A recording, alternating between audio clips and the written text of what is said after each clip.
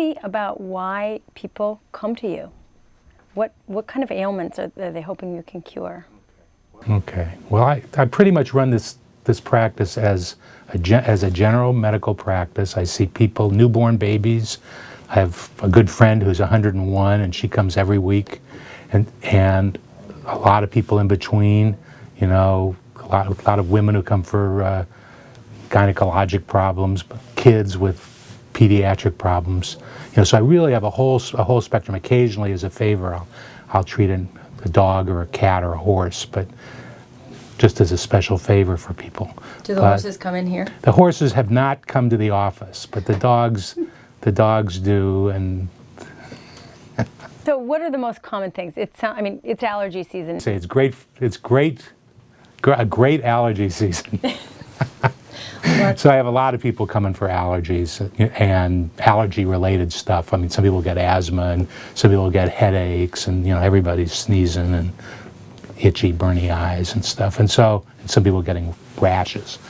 And yeah, so I get a lot of people with that, and that's a seasonal thing. Some people have it all the time, but there's definitely a concentration. What about those things? They come in suffering from something, and what changes? Well, most of the time, those people will get better. I mean, the truth is, most of that stuff would get better anyway. But with the acupuncture, they get better sometimes immediately and sometimes very fast. It's often enough that they have like a miracle cure that's really fun for everybody.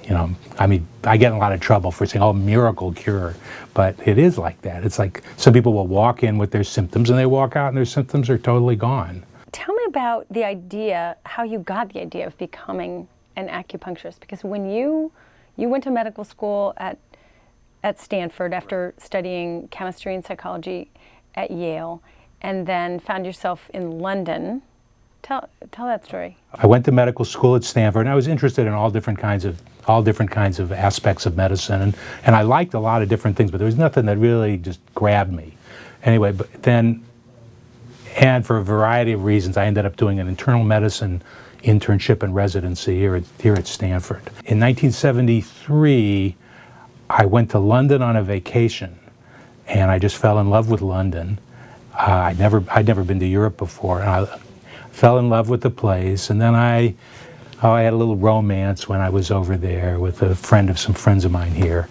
And at that time in England, the attitude towards acupuncture was that the government felt this was so ridiculous, we don't need to bother having regulations and rules and laws. So it was wide open. There was all kinds of acupuncture being done. There was some really good quality stuff. There was some ridiculous stuff. There was some bizarre stuff. I just thought that would be an interesting thing to try. I guess I have this impulsive side. I just had this impulsive side. So I said, all right, I'm going to go home, finish up my residency here at Stanford, come back to London. I'll be with this woman, be in London, and study acupuncture. It was just a crazy idea. The relationship didn't last very long, and there I was, and I'm studying, and I went through the appropriate psychological changes of, being excited and then getting depressed and then kind of coming out the other side. And first I was in the school that her friend had been in, and then I made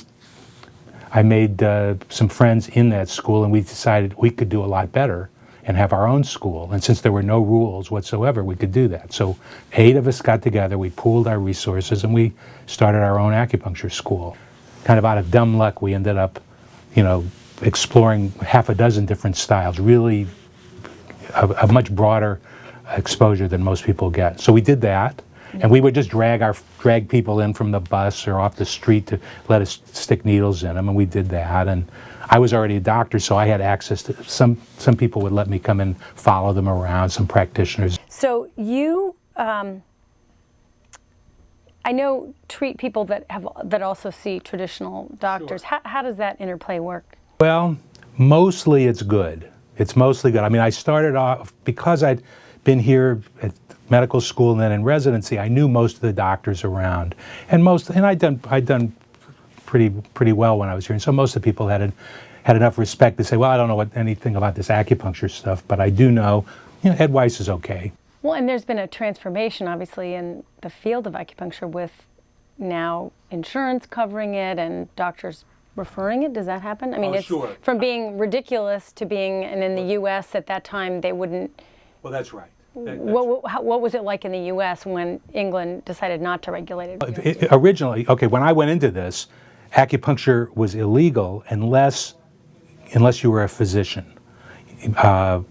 Anybody else would get busted and fined, or theoretically they could have been put in jail. I don't think that ever happened. And you were one of the very first legitimately practicing acupuncture. Yeah, there were a few other people, but very few, maybe, half a dozen in the Bay Area probably, who were physicians doing acupuncture. And then, so as I said, I started in '75. In '78, there was enough pressure that the state started giving licenses to acupuncturists, not physicians, but just to, they call licensed acupuncturists. And so those people were there, and schools were started, and with curriculum, and those have kind of evolved. But that didn't start till since I'd been here for 3-4 years. So fast forward, what's the state of it now? Now, this varies from state to state, but here you can be a licensed acupuncturist and take a course in acupuncture in California, or that's recognized by California, take an exam, and then I believe that there's like a 6-month internship that you have to take. And then so you practice. It's sort of like a junior physician or like a chiropractor, kind of roughly comparable to that. You can also challenge the exam. Say you were trained in another country, you could challenge the exam and skip the school part. And insurance covers? Well, with insurance, sometimes. it depends on the policy. A lot of people have acupuncture coverage by a licensed acupuncturist. For me, I chose just not to get a license, an acupuncture license. I'd been practicing before there was such a thing, and I just continued. And so I practice as a general practitioner, a medical general practitioner. So if your insurance would cover going to a general practitioner, they'll cover going to me. Probably makes it easier. So are people kind of surprised to find somebody that doesn't look like what they might think is, a Chinese acupuncturist, a nice Jewish guy from St. Louis? Nowadays, there's a mixture. There's a lot of Westerners doing acupuncture, and there's a lot of Chinese. Can you just back up and explain succinctly what it is that acupuncture does? Well, okay, the simplest way to answer that is nobody knows. Okay? Nobody understands why it works. There's theories. Everybody wants to try to explain it. I mean, I like to try to explain it too, but it's kind of fun to leave it as a mystery, because the truth is nobody knows. None of the theories really describe or explain stuff I see every day. None of them explain why it would matter where you put the needles, for instance. There's all these things about endorphins and gate theory, and the theories don't describe the phenomena that happen.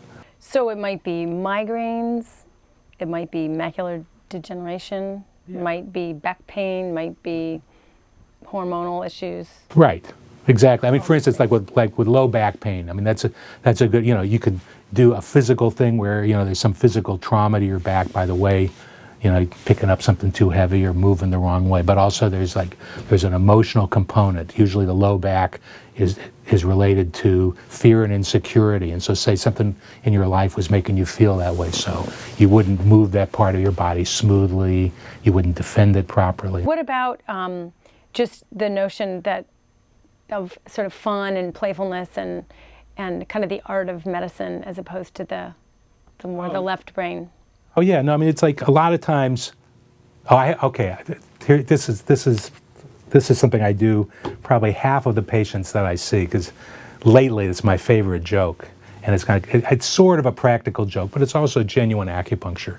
So I'll put some needles in people, and some people get super relaxed right away. But if they don't, I have a couple of points that I really like to do, and that most of the time will get the patient to relax very fast and sometimes very profoundly.